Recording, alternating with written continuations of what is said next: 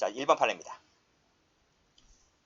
처와 자식이 공동으로 남편을 죽였어요. 제가 사례 드렸잖아요. 그렇죠? 그랬을 때 자식은 답이 나와 있기 때문에 자식은 중요하지 않아요.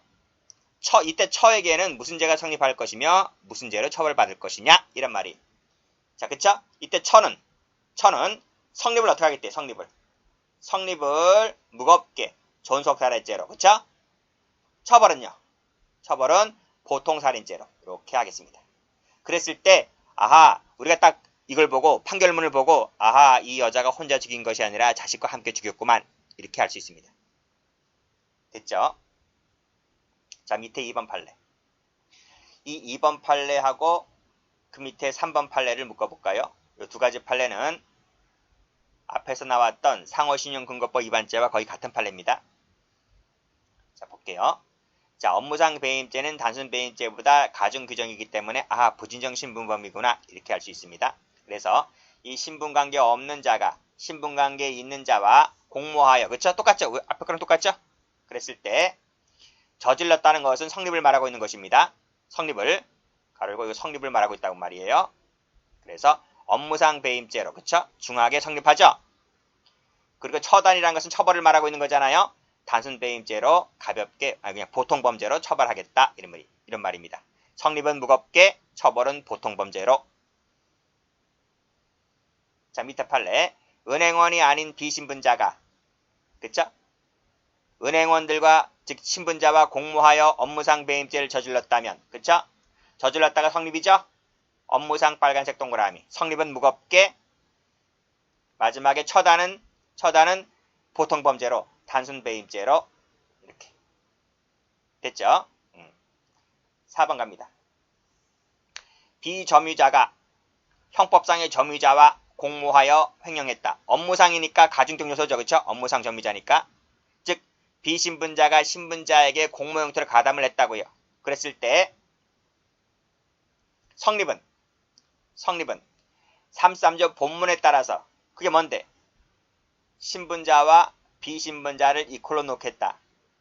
신분자의 신분을 얻어온다는 거예요. 했잖아. 제가 앞으로 또 가야 돼?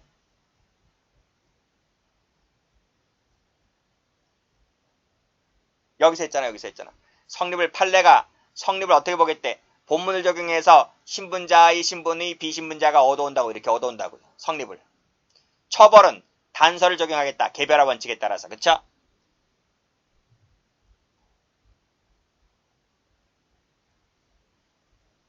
문제집 시간에 이런 설명 안 해요. 기본서 할 때 잘 들어두시라고요.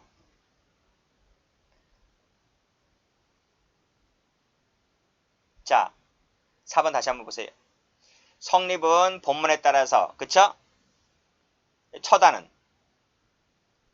처벌은 단서에 따라서, 그쵸? 단서, 이렇게.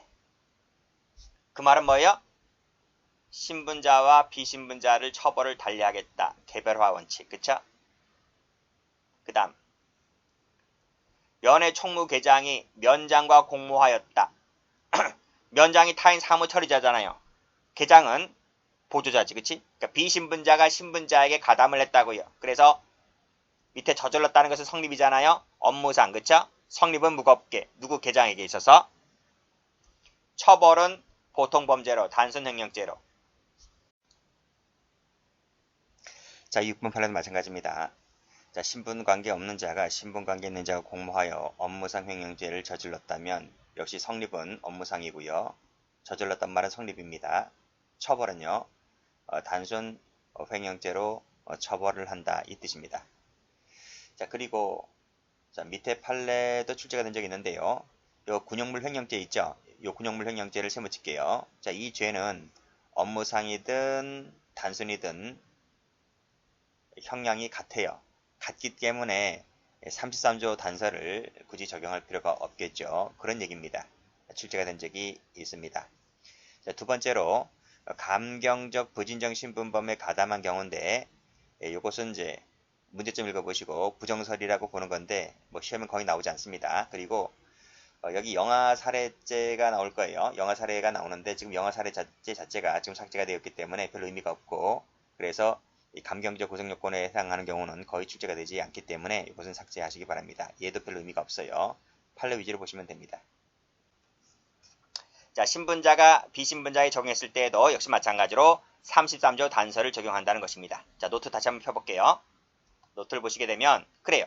제가 지금 1번 설명드렸잖아요. 그러니까 2번 같은 경우도 33조 단서를 적용하겠다고요. 그쵸? 그래서 다시 한번 교재로 와보시게 되면 자, 33조 단서는 1번 비신분자가 신분자에게 가공했을 경우뿐만 아니라 그럼 방금 봤잖아요. 두 번째 신분자가 비신분자에게 가공했을 때에도 적용된다. 고 해서 학설과 판례가 견해 대립이 없습니다. 됐어요? 그래서 다시 노트를 가보시게 되면 자, 위에서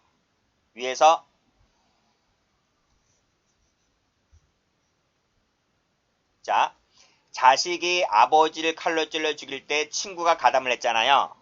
그쵸? 이걸 뒤집어 버릴까? 그러면 친구가 자기 아버지를 칼로 찔러 죽이는 데 있어서 자식이 가담을 하잖아요. 그쵸? 이 경우에도 33조 단서를 적용하겠단 말이. 개별화 원칙에 따라서. 그러면 법 보세요.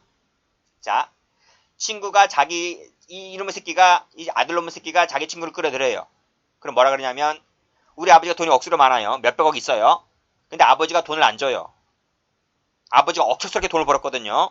그래서 자식에게 돈을 안 주니까 이 자식이 자기는 돈 쓰고 싶은데 아버지를 칼로 찔러 죽이고 싶거든요. 그래서 친구를 끌어들여요. 그래서 우리 아버지 죽여버리자. 우리 아버지 죽여서 저 돈 몇백억 가지고 우리 흥청망청 쓰고 다니자. 이렇게 합니다. 계획을 짜죠. 그래서 이 친구가 칼로 찔러 죽여버려요. 그러면 이 자식 새끼는 무슨 죄가 되겠습니까? 자기 아버지를 칼로 찔러 죽이게 했잖아요. 그러니까 이 자식 새끼는 전속살해죄의 교사범, 종범으로 처벌을 받는단 말입니다. 공모는 빠집니다. 공모는 역시 마찬가지로 위에서 보았듯이 본문에서 보았듯이 이것도 공부도 빠졌듯이 이 단서의 경우에도 공모는 빠집니다. 왜 빠질까요? 그건 위에서 설명되기 때문에 이 부분에서 이 공모에서 설명되기 때문에 굳이 여기서는 고려할 필요가 없는 겁니다. 여기서는 교사방조만 보시면 될 것 같아요. 그랬을 때 이 자식 새끼에게는 전속살해죄의 교사범, 종범이 되는 겁니다. 그 죄로 성립처벌되는 거죠. 자, 문제는 이 친구놈이에요. 친구놈. 친구놈은 어떤 범죄가 성립할 것이며 어떤 범죄를 처벌받을까요? 말씀드렸잖아. 개별화 원칙에 따라서. 여기 나와있지? 이 개별화 원칙에 따라서 니 따로 나 따로 이렇게 하면 됩니다. 이 아버지가 내 아버지는 아니잖아요. 그쵸? 내가 정범인데 그쵸? 그랬을 때 너는 존속이지만 나는 보통이단 말이야. 보통이다. 그래서 성립과 처벌을 달리합니다.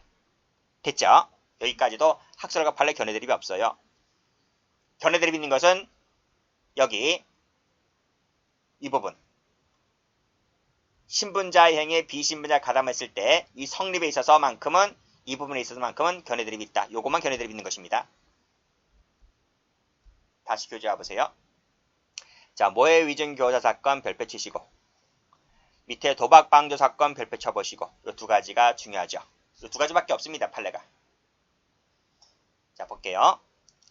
갑은 형사사건 피고인 병을 모해할 목적으로 증인을에게 위증을 하도록 교사하여 실행케 하였다.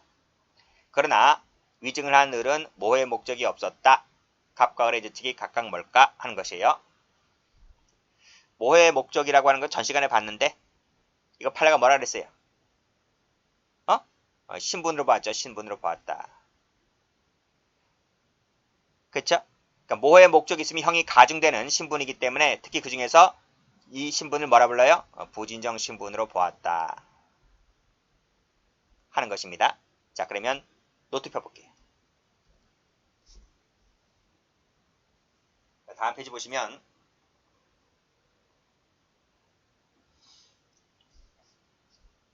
자, 모해 위증 교사 사건 나와 있죠? 갑이 있습니다. 갑이 증인 을에게 위증을 교사를 합니다. 근데 이때 갑에게는 모해 목적이 있었다는 거예요. 근데 정작 을에게는 모해 목적이 없었습니다. 그리고 요 을은 법원에 가서 위증을 했죠. 자, 을은 모해 목적이 없었기 때문에 단순 위증죄가 되죠. 그렇잖아요. 그럼 갑은 뭐가 되겠어요? 여기서 뭐라 했어요?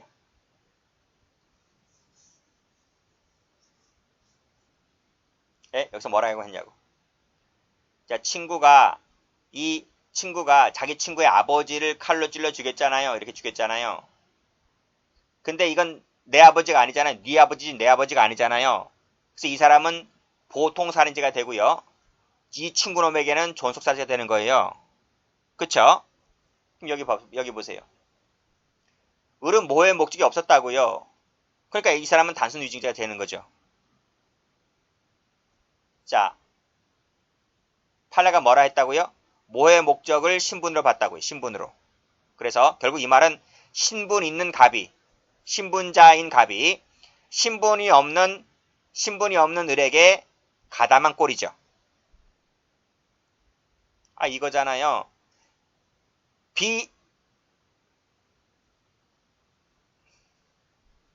맞죠?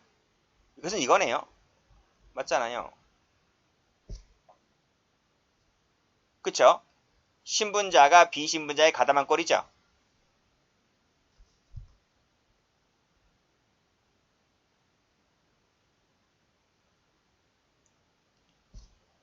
이 그림이 잘못된 것 같은데? 그림이 잘못됐어요. 여러분 노트는 제대로 됐습니다. 여러분 노트에는. 이게 잘못됐어요. 맞죠? 여기 잘못됐죠?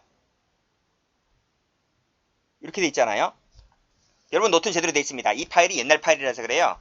옛날 파일이라서 여기 바뀌어진 거예요. 여기 이게 바뀌어진 겁니다. 그래서 이거 신자입니다. 신자. 신자고 여기 앞에가 비신자고 그래서 신분자가 비신분자에 가담을 했다는 것입니다. 됐어요? 이건 여러분 노트는 제대로 됐어요. 여기 옛날 파일이라서 그래요. 그래서 이것이 신분자가 비신분자에게 가담한 꼴이다. 그쵸?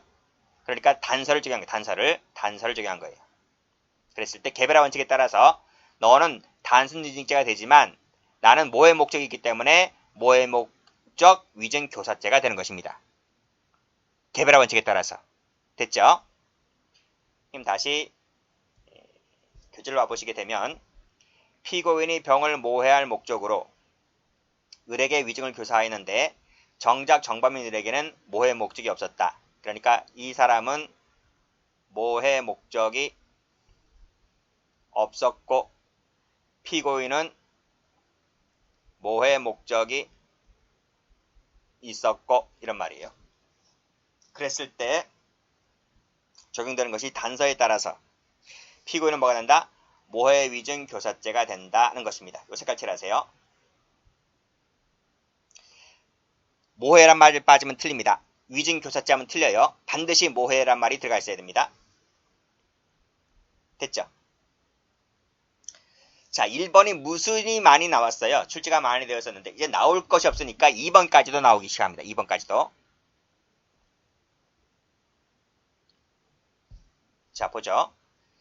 자, 신분관계로 인해서 형의 경중이 있을 때에는 신분 있는 자가 신분 없는 자를 죄를 범하게 했을 때는 그 단서가 이 단서가 31조 1항보다도 우선하여 적용된다. 그래서 신분 있는 교사가 신분 없는 정범보다 중하게 처벌된다는 것입니다. 이거 이해되시나? 자, 31조 1항이 교사범이잖아요. 교사범을 가보면 정범과 교사범은 똑같이 처벌한다고 되어 있잖아요. 근데 이것은 1번 가보니까 노트 다시 갑니다. 노트를 가보면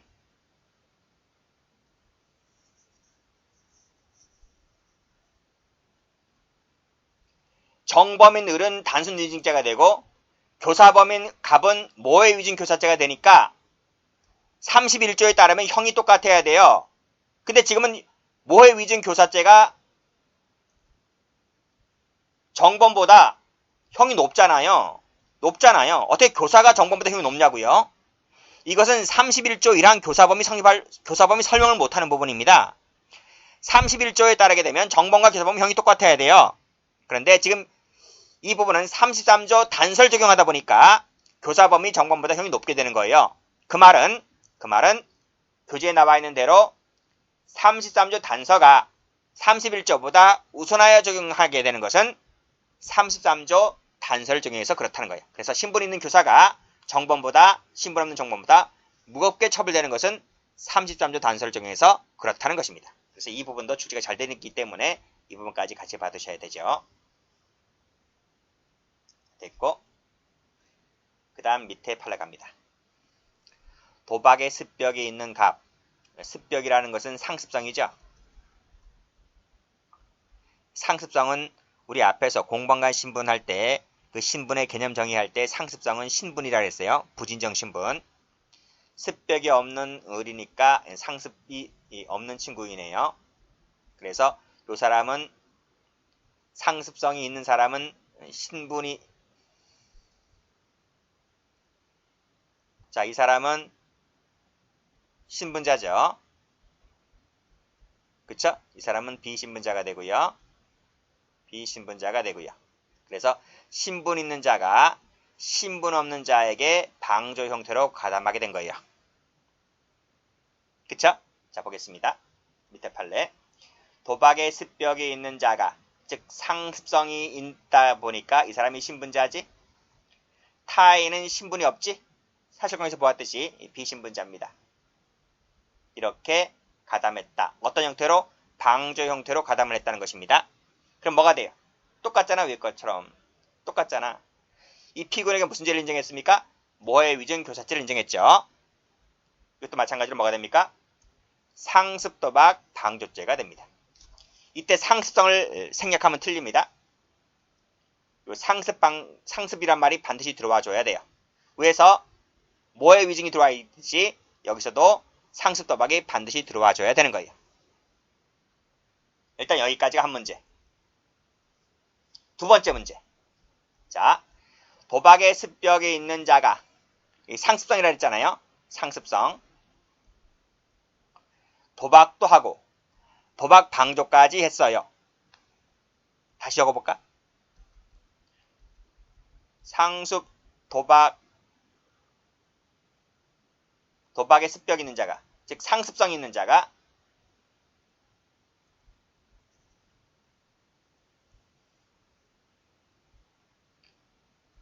상습성이 있는 자가 도박을 하고 플러스 도박 방조를 했다.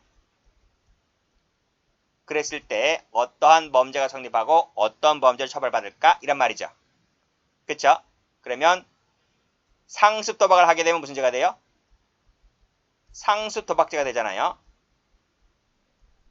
그치? 그럼 상습 방조를 하게 되면 무슨 죄가 돼요? 이 부분은 상습 도박 방조죄가 되잖아요. 그쵸? 근데 다음 시간에 포괄일죄를 배웁니다. 포괄일죄. 저 죄수론 할 때 포괄일죄를 배우는데 포괄일죄는 중한죄 일죄로만 처벌받아요. 중한죄 일죄. 그러면 보세요. 상습 도박죄가 무겁겠나요? 상습 도박 방조죄가 무겁겠나요? 도박죄가 무겁지. 그래서 이 죄의 일죄로 포괄일죄로 처벌받습니다. 이때 도박 방조죄는 여기에 흡수가 되어서 사라지게 되고 결국 이 죄로 포괄일죄가 돼요. 이게 판례입니다. 그래서 올라가 보시면 도박 습벽에 있는 자가 도박도 하고 방조했을 때에는 무거운 요 상습 도박죄의 일죄만 된다는 것이 판례입니다. 아시겠죠? 도박 방조가 된다 그러면 틀려요. 네, 됐습니다. 여기까지 해서 33조 단서가 다 끝났습니다. 이제 마지막으로 배울 것이 여기 나와 있는 소국적 신분과 공범이다 하는 거예요. 자, 이것은 밑에 각주에 나와 있듯이 제가 전 시간에 설명드렸습니다. 33조에서는 소국적 신분에 관련된 조항이 없습니다. 그래서 이때 소국적 신분의 문제는 우리가 배웠지? 종속성의 원리에 따라서 제한적 종속 형식에 따라서 해결하면 된다는 것이죠. 그래서 이것은 순수한 이론 문제입니다. 이제 가볼게요. 먼저 위법조각적 신분. 자, 노트 펴볼게요. 노트를 펴보시게 되면 이 소국적 신분 관련해서 위법조각적, 책임조각적, 형벌조각적 이렇게 돼 있어요. 그래서 자, 각각의 사례가 두 개씩이죠. 위법조각적 2개, 책임조각적 2개, 형벌조각적 2개. 그래서 비신분자가 신분자에 가담했을 때 반대로 신분자가 비신분자에 가담했을 때 책임도 비신분자가 신분자에 가담했을 때 반대로 신분자가 비신분자에 가담했을 때 그쵸? 형벌도 비신분자가 신분자에 가담했을 때, 신분자가 비신분자에 가담했을 때. 됐습니까?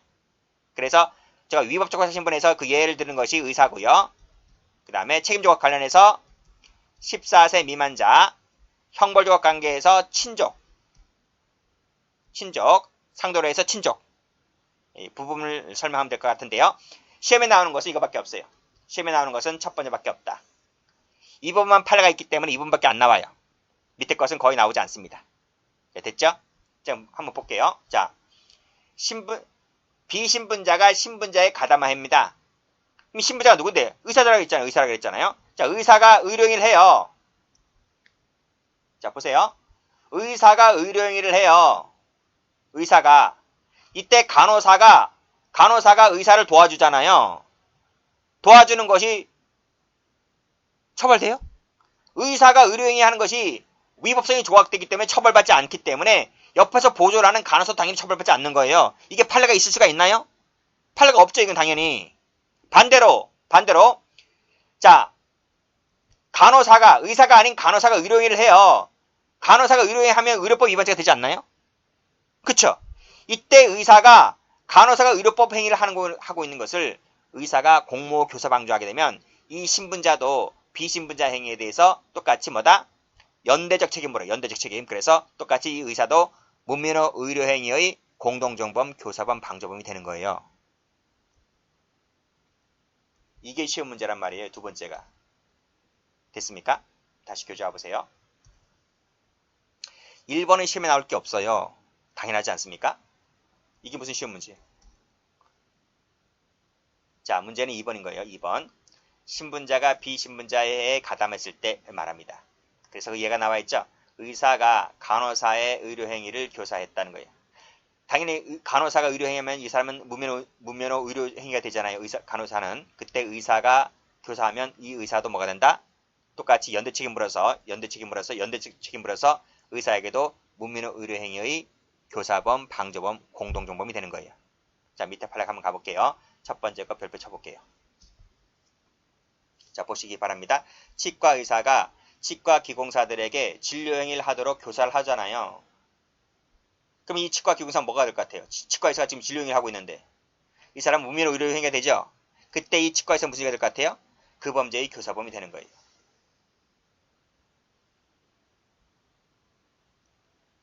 됐죠? 그랬을 때 요 지시했다는 부분 빨간색 동그라미 치시고 밑에도 교사 동그라미 치시고 공모 동그라미 치시고 공모 동그라미 치시고 가담한 역할 보고 있는 겁니다. 자, 보세요. 의사가 신분자죠. 그 사용인은 비신분자죠. 비신분자가 의료법 위반 행위를 하면 됩니까? 안 됩니까? 당연히 안 되죠. 그렇죠? 그랬을 때 의사가 교사를 했잖아요. 이 사람에게 이걸 하라고. 그랬을 때 의사에게도 그 관련된 범죄 행위의 교사범이 되는 겁니다. 자, 밑에 판례. 의료인이 의료인 아닌 자의 의료행위에 공모 형태로 가담을 하잖아요. 의료인 아닌 자가 의료행위를 하고 있잖아요. 그럼 이 사람은 뭐가 됩니까? 문민호 의료인죄가 되죠. 그때 의사에게도 그 범죄의 공동정범이 됩니다. 밑에 거 똑같죠? 의료인 또는 의료법인 아닌 자의 의료기관 개설행위에 대해서 이 사람이 이걸 개설행위를 했다는 거예요. 그때 의료인이 이걸 공모해서 가담했다면 그 범죄의 공동정범이 됩니다. 다음 판례. 자, 1번의 마지막 줄. 의사가 간호사의 의료행위에 대해서 공모 형태로 가담하였다면, 그쵸? 이 간호사가 이 의료행위를 했잖아요. 그랬을 때 그 의사는 그 범죄의 공동정범이 됩니다. 그 사례가 밑에 2번이죠. 의사행 감 나와 있죠. 간호사, 간호조무사 나와 있죠. 프로포토를 제약 없이 투약하게 하잖아요. 간호사, 간호조무사가 이렇게. 그랬을 때 의사가 이 범죄행위에 가담했을 때에는 그 사람도 그 범죄의 공범이 됩니다. 공모 형태였다면 공동정범이 되는 거예요. 됐죠?